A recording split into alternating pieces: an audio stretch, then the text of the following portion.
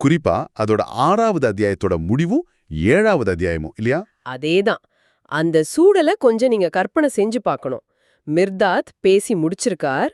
வேலைக்காரனும் தலைவனும் ஒன்னு, சொல் ஒன்னு, அதோட ஒவ்வொரு அசைவும் கடவுளோட உயிரோட்டம். இந்த மாதிரி ரொம்ப ஆழமான வார்த்தைகள்.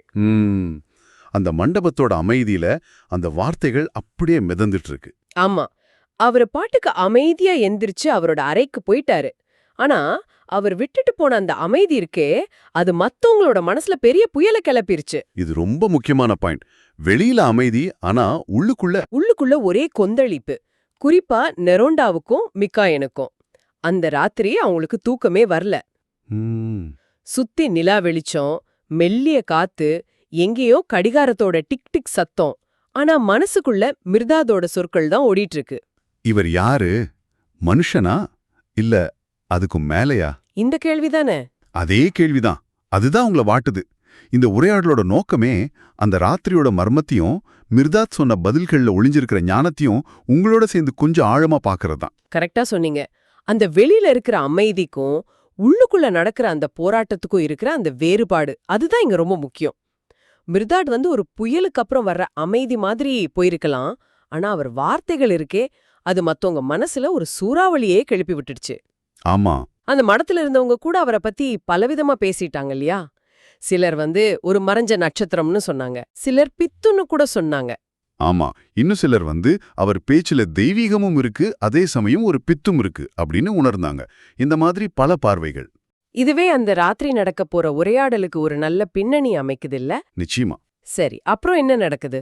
இரவோட 3வது காவல் நேரம். நிலாவோட வெளிச்சம் இன்னும் கொஞ்சம் மென்மையாகி அறைகளுக்குள்ள நீல நீளமா நிழல்கள வரைஞ்சிட்டு இருக்கு.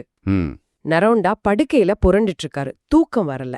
அப்போ மெதுவா கதவு தட்டுற சத்தம். யாரது? மிக்காயன். ஆமா, மிக்காயன் தான். உள்ள வராரு. ரொம்ப மெல்லிய குரல்ல, நரோண்டா நீயும் முழிச்சிட்டு தான் இருக்கியா அப்படின்னு கேக்குறாரு. நரோண்டாவும் தூங்கல போல. ஆமா. நரோண்டா அமைதியா, ஆமா மிக்காயன், இந்த ராத்திரி என் கண்ணுக்கு தூக்கம் வரல அப்படிங்கிறாரு. மிக்காயனோட குரல்ல ஒரு பதட்டம் தெரியுது, ஒரு அடக்க முடியாத ஆர்வம். என்ன கேக்குறாரு? எனக்கும் தான். அவன் என்ன செஞ்சிட்டு இருப்பான்னு நினைக்கிறா, ஒருவேளை தூங்கிட்டு இருப்பானோ அப்படின்னு கேக்குறாரு. இதுல மிக்காயனோட மனநிலை நல்லா தெரியுது பாருங்க. அவர் ஒரு தேரல்ல இருக்காரு.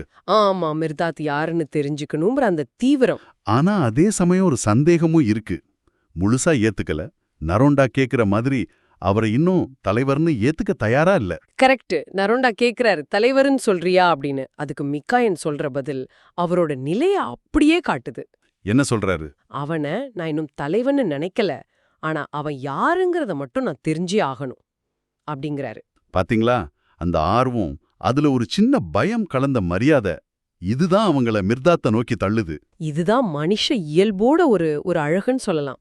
தெரியாத ஒன்ன பாக்கும்போது ஒரு பயம் வரும், ஆனா அதையே தெரிஞ்சுக்கவும் ஒரு தீராத ஆர்வமும் வரும். ரொம்ப சரி. இதுல நெரோண்டா அமைதியா கவனிக்கிறாரு, ஒரு மௌன சாட்சி மாதிரி. மிக்காயன் தான் கேள்விகளால அந்த மர்மத்தை திறக்க முயற்சி பண்றாரு. 2 பேரும் வேற வேற வழியில போறாங்க, ஆனா குறிக்கோள் ஒண்ணுதான். மிர்தாத்தோட உண்மையா தெரிஞ்சுக்கணும். அப்புறம் 2 பேரும் நிழல் மாதிரி சத்தமே இல்லாம மிர்தாத்தோட அறைவாசலுக்கு போறாங்க. மெதுவா போறாங்க. ஆமா, கதவு கொஞ்சம் திறந்திருக்கு. உள்ள நிலா வெளிச்சத்துல படுக்கை தெரியுது, ஆனா அது காலியா இருக்கு. என்னது, மிர்தாத்தாங்க இல்லையா? இல்ல. ஒரு கணம் 2 பேருக்கும் என்ன பண்றதுனே தெரியல. ஒரு குழப்பம், ஒரு ஏமாற்றம். பயந்து போயிருப்பாங்களே. ஆமா. அப்போதான் அவங்களுக்கு பின்னால இருந்து ரொம்ப மென்மையா, ஆனா ஒரு கடல் அலை மாதிரி ஆழமான ஒரு குரல் கேக்குது. யாரு? மிர்தாத். அதேதான். கலங்காதீங்க அப்படின்னு. திரும்பி பாக்குறாங்க. அங்க வாசலோட நிழல்ல மிர்தாத் நின்னுட்டு இருக்காரு. அப்பா, அந்த தருணம் எப்படி இருந்திருக்கும்? அவரோட குரலோட அமைதியும் கண்ணோட அந்த தீச்சன்யமும் அவங்கள அப்படியே நிலக்குலைய வைக்குது. அவர் மெதுவா சொல்றாரு, இங்க உட்காருங்க, ராத்திரி வேகமா கரைஞ்சிட்டு இருக்கு, இப்பதான் நாம பேச வேண்டிய நேரம். இந்த சூழலோட அமைதி, அவரோட குரலோட ஆழம், இது ஒரு மாதிரி தெய்வீக உணர்வு கொடுக்குதில்ல? நிச்சயமா. அந்த மொமெண்ட் அவங்களோட தேடல்ல ஒரு முக்கியமான திருப்பு முனை. சாதாரணமா வேவு பார்க்க போனவங்க இப்போ அவங்க தேடின ஞானத்துக்கே முன்னால நிக்கிறாங்க. ஆமா. மிர்தாத்தோட அந்த எதிர்பாராத தோற்றம், அவரோட அமைதியான வரவேற்பு, அவங்கள வெறும் பார்வையாளர்ங்கிற இடத்துல இருந்து உரையாடலோட பங்கேற்பாளர்களா மாத்துது. அவர் சொன்ன அந்த கலங்காதீங்கங்கிற வார்த்தை அவங்களோட வெளிப்பயத்தை மட்டும் இல்ல, உள்ளே இருந்த சந்தேகங்களையும் போக்குற மாதிரி இருக்கு. மிக்காயன் முதல்ல கொஞ்சம் தயக்கத்தோட, ஒரு மாதிரி குற்ற உணர்வோட பேச ஆரம்பிக்கிறாரு. மன்னிச்சிடுங்க, இன்னைக்கு ராத்திரி ஏனோ தூக்கம் வரமாட்டேங்குது அப்படிங்கிறாரு. அதுக்கு மிர்தாத் என்ன சொல்றாரு? அதுக்கு மிர்தாதோட பதில் ரூனை யோசிக்க வைக்குது. தூக்கம்ங்கிறது ஒரு தற்காலிக சுய மறதி. சில சமயம் மறதி தேவைதான். ஆனா அந்த மறதியிலிருந்து முழிக்கும் போதுதான் உண்மையான நினைவு பிறக்குது. இது சாதாரண தூக்கத்தை பத்தி மட்டும் இல்லையே, இதுல ஏதோ ஆழமான அர்த்தம் இருக்க மாதிரி தெரியுதே. எனக்கும் அப்படித்தான் தோணுது.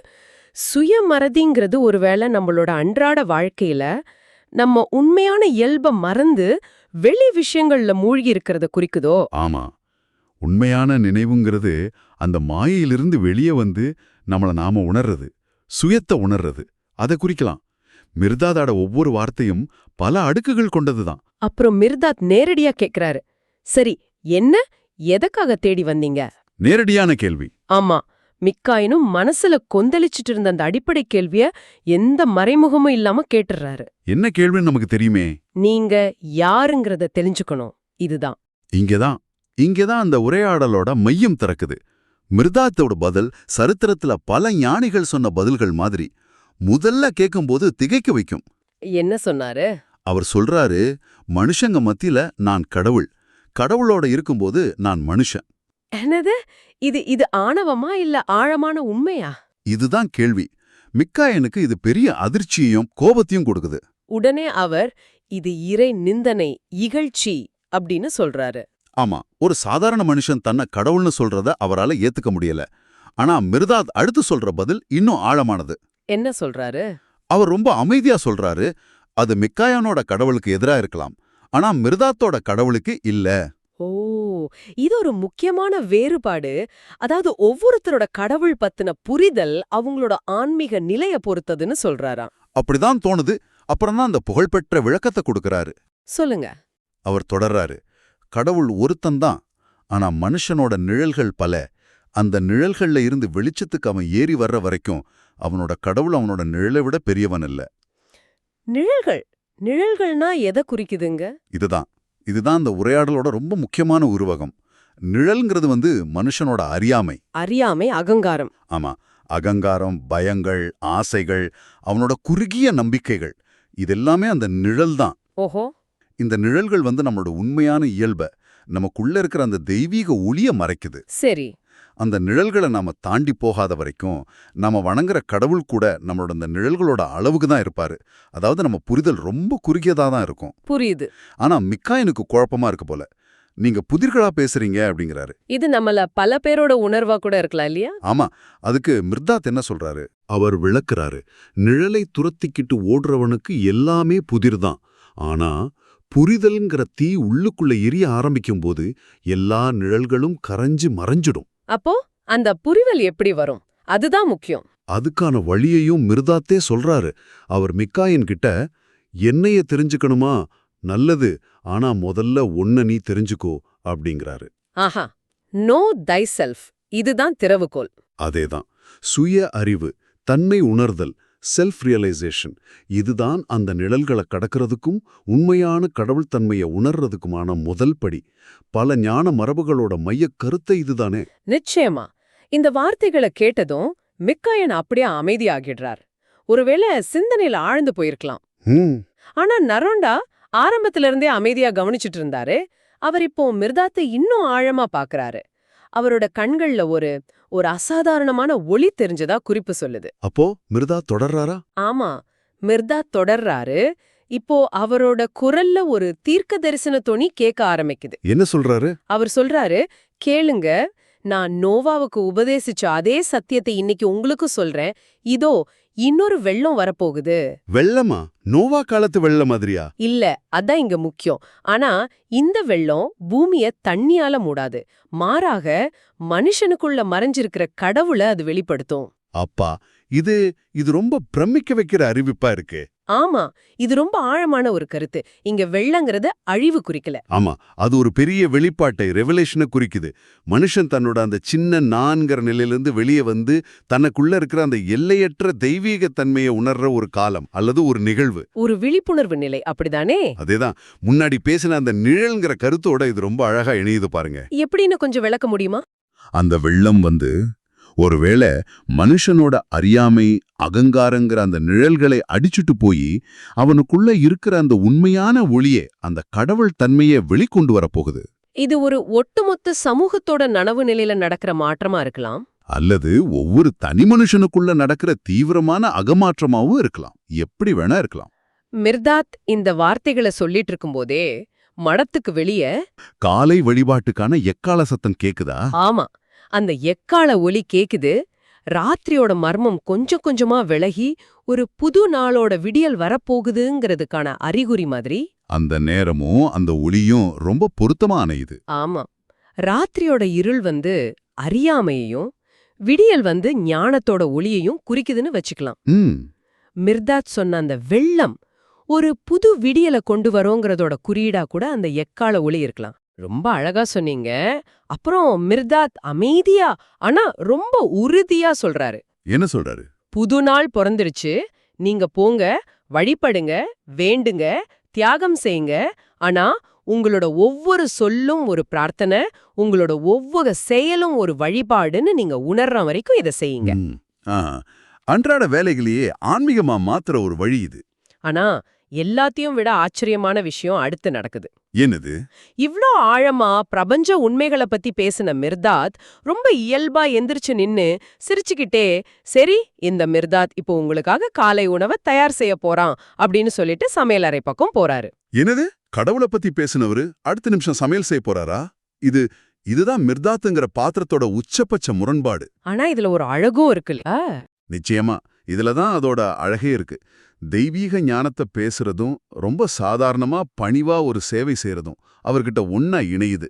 இது எதை காட்டுது? உண்மையான ஞானம்ங்கிறது உலக வாழ்க்கையிலிருந்து தப்பிச்சு ஓடுறதில்ல. உலக வாழ்க்கையில இருந்துகிட்டே ஒவ்வொரு செயல்லையும் அந்த தெய்வீகத்தை வெளிப்படுத்துறது தான் அப்படிங்கறத காட்டுது.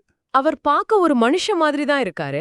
சாப்பாடு சமைக்கிறாரு, பேசுறாரு. ஆனா அவரோட வார்த்தைகளும் செயல்களும் அவர் இருக்கிற விதமும் மனுஷனுக்குள்ள இருக்கிற அந்த உயர்ந்த நிலைய, அந்த கடவுள் தன்மைய நமக்கு ஞாபகப்படுத்திட்டே இருக்கு. உயர்ந்த தத்துவமோ எளிமையான சேவையும் ஒன்னா சேர்றது தான் முழுமைங்கிறத அவர் வாழ்ந்து காட்டுறாரு. இந்த இரவு நேர உரையாடல் நம்ம எங்க கொண்டு வந்து நிறுத்துது? மிர்தாத் யாரு அப்படிங்கிற கேள்வியோட ஆரம்பிச்ச இந்த பயணம் கொஞ்சம் கொஞ்சமா நாம யாருங்கிற கேள்விக்கு நம்மள அழைச்சிட்டு வந்திருக்கு. ஆமா, மிர்தாத்தோட பதில்கள் நேரடியா இல்ல, ஆனா ஆழமா சிந்திக்க வைக்கிற புதிர்கள். நிழலும் ஒளியும், மனுஷனும் கடவுளும், மறதியும் உண்மையான நினைவும், இந்த இரட்டை நிலைகளுக்கு பின்னால இருக்கிற பிரிக்க முடியாத தொடர்பு அவர் காட்டுறாரு. அவர் சொன்ன மாதிரி நம்மளோட நிழல்களை கடந்து நம்மள நாமே தெரிஞ்சுக்க முயற்சி பண்ணும்போதுதான் அந்த உள்ளுக்குள்ள இருக்கிற கடவுள் தன்மை வெளிப்படும். அதுதான் இந்த வெள்ளம், அறியாமைய அடிச்சிட்டு போற ஞானப்பெருக்கு. கரெக்ட். சரி, இப்போ உங்களுக்கான ஒரு இறுதி சிந்தனை. மிர்தாத் சொன்னாரே, அந்த வெள்ளம் மனுஷனுக்குள்ள இருக்கிற கடவுளை வெளிப்படுத்துற அந்த நிகழ்வு, அத நீங்க எப்படி பாக்குறீங்க?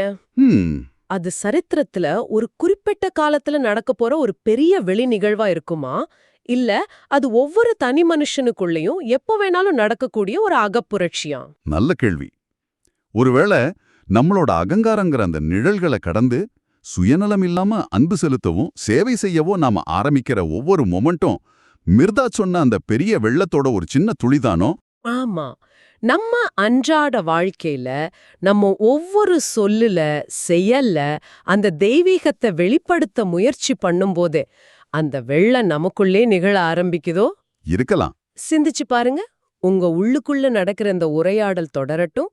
அடுத்த முறை சந்திக்கிற வரைக்கும் உங்களோட தேடல் இன்னும் ஒளிரட்டும்.